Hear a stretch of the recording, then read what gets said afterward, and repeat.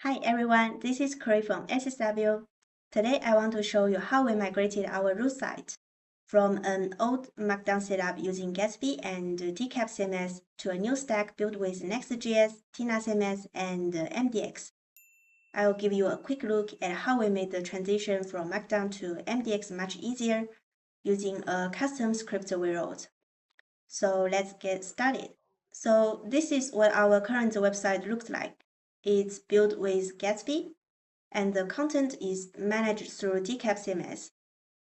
On this page, you can see some special elements like an info box, a bed image example, a grid box, and an email template.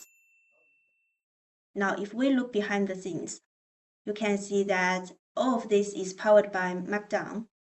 We use triple columns to mark special blocks, and Gatsby plugins render them on the page. So for example, this is an info box, and this one is an image with a caption. Now we are planning to migrate this site to next.js with TinaCMS. And as part of this migration, we need to convert all of our Markdown files to MDX. And that means turning those special Markdown blocks into real MDX components. A typical MDX file looks like this one. It lets us write the JSX components directly inside Markdown, which gives us a lot more flexibility. But the problem is our project has around 4,000 Markdown files, so doing that by hand would take forever. So we needed a script to help us out. The idea was to take each Markdown file, find any of those custom blocks using regular expressions, and automatically convert them into the MDX component we've defined for our Tina project. So here's a quick look at the mapping we put together to define how each block should be converted. For example, in our project, we want to convert an email template block into an email embed and an image block into image embed. So based on that mapping, we wrote a Python script that automates the whole thing. We can run it on a single file or on a whole folder of Markdown files. So this is a script. Let's try it out on one file to see how it works. Here's a Markdown file for the page we saw earlier. Now I'm going to run the script, and in the terminal, I just type Python and the script path. And since I'm just converting this file, so I added the file path too.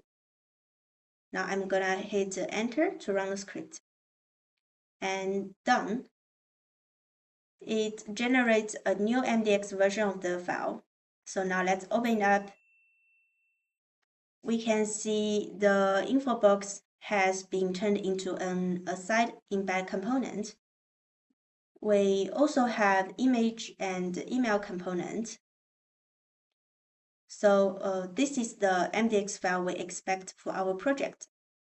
Okay, now let's make sure it actually works on our site. I've got the next.js and TinaCMS project running locally. And in this project, we are using MDX as a content format. I will restart the server to make sure it picks up the new file. So just type pm dev and wait for a few seconds. And all right, the server is running now. Let's check out that page. I'm gonna go back to the browser and put the link of that rules page. And there it is. We're on the same page, but now it is powered by MDX, the info box, image, grid box, and email template. Everything shows up just like it did before. And that's how we did it. Starting from our old Markdown setup with Gatsby, we used a one-time script to convert everything to MDX. And now it runs smoothly in our new next.js and TinaCMS sites. So if you are facing something similar, please feel free to check out our approach at SSW. You can tweak the script to match your own components. Just update the regular expressions and the replacement. I will include links to the documentation and the script in this video's description. So thanks for watching. This is Chloe from SSW. See you next time.